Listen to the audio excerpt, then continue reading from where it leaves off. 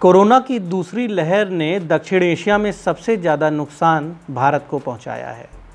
भारत के आसपास के जितने भी पड़ोसी देश हैं, चीन को अगर हम छोड़ दें तो जो नज़दीकी देश हमारे आसपास हैं, उनमें भारत का हेल्थ इंफ्रास्ट्रक्चर, भारत के में जो स्वास्थ्य का ढांचा है वो और देशों से बेहतर माना जाता है। पाकिस्तान, बांग्लादेश, भूटान, श्रीलंका, अफ़गानिस्तान, इन देशों से तमाम लोग भारत में इलाज कराने आते हैं क्योंकि भारत के अस्पताल कम से कम आसपास के देशों से अच्छे हैं।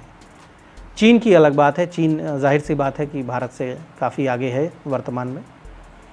तो विशेषज्ञों का ये कहना है कि आपने भी तमाम चर्चाएं सुनी होंगी, हाइब्रिड वॉर एक शब्द है, बायोलॉजिकल वॉर एक शब्द है अंग्रेजी का, जिसे हिंदी में जैविक युद्ध कहा जाता है। विशेषज्ञों का मानना है कि 2015 में ही चीन ने वुहान की वायरस लैब के माध्यम से वुहान की वायरस लैब में बायोलॉजिकल वेपन के लिए शोध रिसर्च शुरू कर दिया था। रिसर्च तो वो पहले से ही कर रहे थे, लेकिन 2015 में वो बायोलॉजिकल वेपन बनाने के करीब आ गए थे।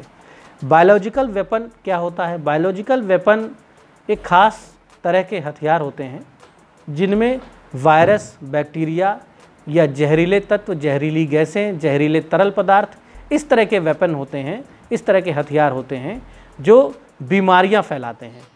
कोई ऐसी गैस छोड़ दी गई जिससे लोग बीमार हो गए, कोई ऐसा वायरस फैला दिया गया जिसके संक्रमण से लोग बीमार हो गए, और ये अल्ट्रा मॉडर्न जो वार साइंसेज हैं उसका पार्ट है।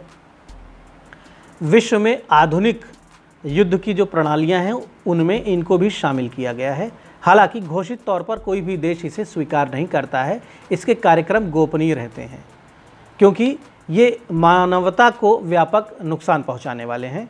लेकिन जिस तरह का प्रतिस्पर्धा का माहौल है, सीधा युद्ध लड़ना बहुत ही खर्चीला होता है।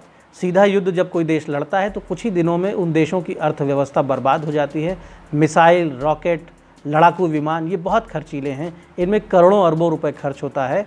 और प्रॉक्सी वार, जैसे भारत प्रॉक्सी वार झेल रहा है पाकिस्तान से, पाकिस्तान कई दशकों से भारत में आतंकवाद को फैला रहा है, अलगाववाद को फैला रहा है, नक्सलियों को हथियार दे रहा है, आतंकवादियों को पैसा और हथियार दे रहा है। हमारे देश के अंदर उसके सैकड़ों हजारों एजेंट सक्रिय हैं जो हमारे लोगों को धर्म के नाम पर अलग अलग विषयों पर लड़ाते रहते हैं, हिंसा फैलाते रहते हैं, मिसगाइड करते रहते हैं, अपना प्रोपेगेंडा चलाते रहते हैं। ये प्रॉक्सी वॉर इसको कहते हैं। प्रॉक्सी वॉर में बायोलॉजिकल वेपन्स भी गोपनीय रूप से इस्तेमाल किए जा सकते हैं। तो विशेषज्ञों का ये कहना है कि भारत को टारगेट किया गया है, लक्ष्य बनाया गया है, इस बात की प्रबल संभावनाएं हैं। इस विषय पर हमारे साथ जुड़े हैं air vice marshal Anil Tiwari ji phone line के जरिए। और तिवारी साहब आपको ये विषय अच्छे से समझाएंगे, वो एक्सपर्ट हैं इसके, वो भारत सरकार में भारतीय वायुसेना के बड़े अधिकारी रहे हैं और डिफेंस एक्सपर्ट भी हैं। तिवारी साहब, ये जो पूरा दृश्य है, जिस तरह से व्यापक नुकसान हो रहा है हमारे देश में, और दक्षिण एशिया में पूरे देखें तो पड़ोसी देशों को ज़्यादा क्षति नहीं हो रही है कोविड से, वहाँ स्थितियाँ गंभीर नहीं है, जबकि उनका हेल्थ इंफ्रास्ट्रक्चर हमसे काफ़ी कमज़ोर है। लेकिन भारत में काफ़ी ज़्यादा नुकसान हो रहा है। कोरोना की दूसरी लहर में ब्लैक फंगस भी आ गया है, वाइट फंगस भी आ रहा है। तो लगातार ऐसा लग रहा है कि ये इतना ज़्यादा भारत को ही क्यों क्षति हो रही है? क्या इसके पीछे कोई बड़ी साजिश है, कोई बड़ा अंतर्राष्ट्रीय षड्यंत्र है, या फिर चीन ने हमें नुकसान पहुंचाया है? क्योंकि चीन के बारे में विशेषज्ञों ने कहा है, दुनिया के कई विशेषज्ञों ने कहा है कि वो बायोलॉजिकल वेपन, जैविक हथियार काफ़ी पहले से बना रहा था। जैसे आपने बायोलॉजिकल वेपन की बात की, बायोलॉजिकल वेपन जो ऐसी चीज़ होती है कि कोई भी कंट्री विल मेक, अब आई बिलीव देयर 17-18 कंट्रीज हैं, कोई एक्सेप्ट नहीं करेगा, कोई भी एक्सेप्ट नहीं करेगा। But it's not like nuclear this thing कि आपने मान लिया कि हम न्यूक्लियर वो हैं कि 6-7 कंट्रीज, 8 कंट्रीज हैं, पार है। Biological nobody will agree. कहा जा रहा है कि जो वुहान की प्रयोगशाला है, जो वुहान की वायरस लैब थी, वहाँ 2015 से ही इस पर काम हो रहा था। हाँ बिल्कुल, ये तो मतलब जग जाहिर बात है, ये तो पेपर में आ चुका है, कमेंट्री आ चुकी है। People have predicted. There was a video going on in which Obama is saying, well, I don't know whether it is doctored or not, कि आज से 5 साल, 7 साल, 10 साल बाद हो सकता है कोई वायरस है जो वर्ल्ड को अटैक कर सकता है। तो हो सकता है वो अपने सोच से बोल रहे हो, बट ये बात भी सही है कि 2015 ऑनवर्ड्स वुहान में रिसर्च चल रहा था बायोलॉजिकल। कोई भी आपको इसका प्रूफ नहीं दे पाएगा, बिकॉज ये ऐसी चीज होती है, there is no proof.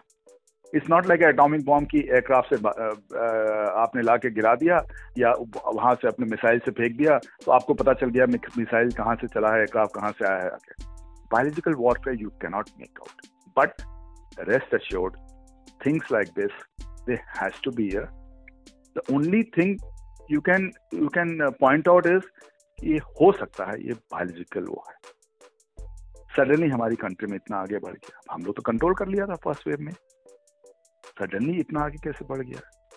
Possibility is there and we must not negate that possibility कि ये बायोलॉजिकल वॉरफेयर। देखिए अगर पॉसिबिलिटी आप निगेट कर देंगे ना तो आप उसके लिए तैयार नहीं रहेंगे, you will not be ready for it, and I feel that my country should be ready that person can be attacked through biological warfare. There are other means of warfare also, information warfare, electronic warfare, there are so many things. Tiwari साहब, हम लोग पिछले कई दशकों से जो हमारी विदेश नीति में घोषित तौर पर हमारे दो ऐसे देश हैं जिन्हें हम शत्रु देश की कैटेगरी में रखते हैं। पाकिस्तान से हमारी पुरानी एनिमिटी है, चाइना से भी हमारी एनिमिटी है, और ये जानते हुए कि हमारे वो दोनों जो पड़ोसी हैं वो न्यूक्लियर वेपन से तो वो पहले से ही न्यूक्लियर वेपन रखते हैं अपने पास, लेकिन चाइना के बारे में ये खास तौर पर ऐसा कई बार कहा जा चुका है कि चाइना एक तो सब कुछ बहुत गोपनीय रखता है, उनके यहाँ मीडिया नहीं है, उनके यहाँ इंटरनेशनल ऑर्गेनाइजेशंस नहीं जा सकती, उनके यहाँ डेमोक्रेसी भी ना के बराबर है। तो चाइना के लिए कम से कम चाइना जैसे देश की चुनौतियों का क्या हम अंदाजा नहीं लगा पाए, या हमारा जो डिफेंस सेटअप है, हमारे जो डिफेंस एक्सपर्ट्स हैं जो हमारी रक्षा नीतियां तैयार कर रहे हैं, उन्होंने इस दिशा में नहीं सोचा होगा कि बायोलॉजिकल वार का भी सामना करना पड़ सकता है कभी? आपको दो चीज बताऊंगा। Pakistan is a declared enemy, ठीक है, पेपर पे लिखा हुआ है। China has never been a declared enemy. आपको याद होगा बहुत साल डिकेड्स पहले जॉर्ज फर्नांडीज ने कहा था कि भाई हमें चाइना से डर के रहना चाहिए, तो मीडिया में उनकी बहुत बुराई भी आई थी, बहुत कमेंट्स भी आए थे, सब लोग कहा नहीं ऐसी बात नहीं है ये वो। बट आपने लास्ट ईयर देखा क्या हुआ हमारे नॉर्दर्न बॉर्डर पे जी, उसके बाद आपने डोकलम में देखा था क्या हुआ था। ये तो हमारी लीडरशिप थी और हमारे प्राइम मिनिस्टर, हमारे डिफेंस फोर्सेस इसमें ताकतवर थे और उन्होंने स्टैंड लिया जी। उन्होंने स्टैंड लिया और उन्होंने अपने कंट्री को बचाया है, एक तरह से कह सकते हैं। बट डिक्लेयर्ड एनिमी चाइना नहीं है। हम दिल में जानते हैं कि चाइना जब भी चांस मिलेगा, क्योंकि चाइना हमारे ही कंट्री के अगेंस्ट उसके इतने बॉर्डर डिस्प्यूट्स उसने अभी तक खत्म नहीं किया है। बाकी सारे और नेबर्स के साथ उसने अपने डिस्प्यूट्स खत्म कर दिए हैं, लैंड डिस्प्यूट्स ऑलमोस्ट खत्म हो गए। हमारा उसने लाइव रखा हुआ है। कहीं ना कहीं हमें ये मान के चलना होगा कि दुनिया के एक बहुत ताकतवर देश से हमारी दुश्मनी है, इसको हमें स्वीकार करना होगा और उसको देखते हुए हमें भविष्य की चुनौतियों की तैयारी करनी होगी, क्योंकि इससे हम बच नहीं सकते हैं। जो जैसा आपने कहा कि डोकलाम में जो हुआ, हाँ, हम इसके बारे में आपको एग्जैक्टली आपको नहीं बता सकते कहाँ हो रहा है, बट ये as a defence officer I can tell you with conviction that we are prepared and we are preparing. We will not say in public that China is the enemy, but we are prepared and we are preparing on all fronts, whether it's economy front, whether it's defense, whether it is foreign affairs, everywhere we are preparing ourselves. And Mr. Tiwari, also for biological wars, for hybrid wars, we are preparing? See, this is one area nobody will comment. Okay. This is one area nobody will comment. We might be preparing. I will not say anything. I will leave it to your judgment and to judgment of people who are listening to it. I'll not comment on this. So we can say that we are working on all directions. We have to. There is no choice. आपकी country के पास choice नहीं है कि हम prepare करें ना करें। आपको कंट्री को प्रिपेयर करना ही करना है। तो आपने सुना air vice marshal Anil Tiwari साहब को, और उन्होंने साफ कहा कि जैविक युद्ध एक कड़वी सच्चाई है और इस बात की प्रबल संभावना है कि भारत को निशाना बनाया गया हो, भारत की अर्थव्यवस्था को बर्बाद करने के लिए, भारत की प्रगति को रोकने के लिए, भारत के विकास को तोड़ने के लिए, भारत आगे ना बढ़ सके, भारत ताकतवर ना हो, भारत में मजबूती ना आए, इसलिए भारत को निशाना बनाने के लिए ये प्रबल संभावना है कि भारत को नुकसान पहुंचाने के लिए बायोलॉजिकल वार, हाइब्रिड युद्ध जिसे कहते हैं, वो भारत के खिलाफ गोपनीय रूप से किया गया हो। और उसको साबित करना बहुत मुश्किल है, उसको ट्रेस कर पाना बहुत मुश्किल है, ये भी उन्होंने कहा।